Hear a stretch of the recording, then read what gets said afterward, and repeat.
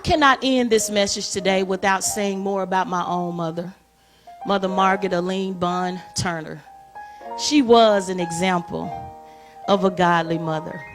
I watched her love people unconditionally. She had a way of making everyone feel special and wanted. She taught me the importance of having a strong relationship with God. And I think about her all the time, and I miss her dearly. But today, I'm standing here fulfilling a promise that I made to her. When she passed away, we all ran down to the hospital, Methodist, I think it was Methodist South downtown. And she was laying there on the little bed, and breath was out of her body. And I know that my mom loved me, and she was always very concerned about me. And I remember seeing her laying there. And I said, Mama, you've been good to me. I said, and the best thing that I can do is honor you by the life that I live for the Lord. On her casket, we picked out something that says, may the works I've done speak for me. My mom had many works that she did, and they spoke well of her life. So today I stand here, and may the works I'm doing speak of her teaching. I was 22 years old. I had gone through a divorce, and I was at my mom's house, and we were in the kitchen.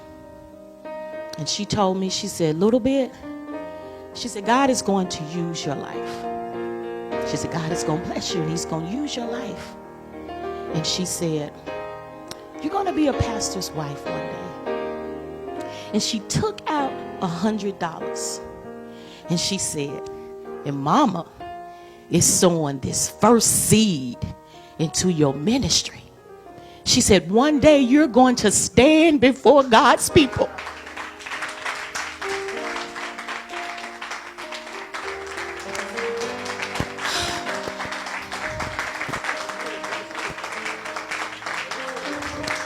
She said, you are going to stand before God's people, and you are going to speak.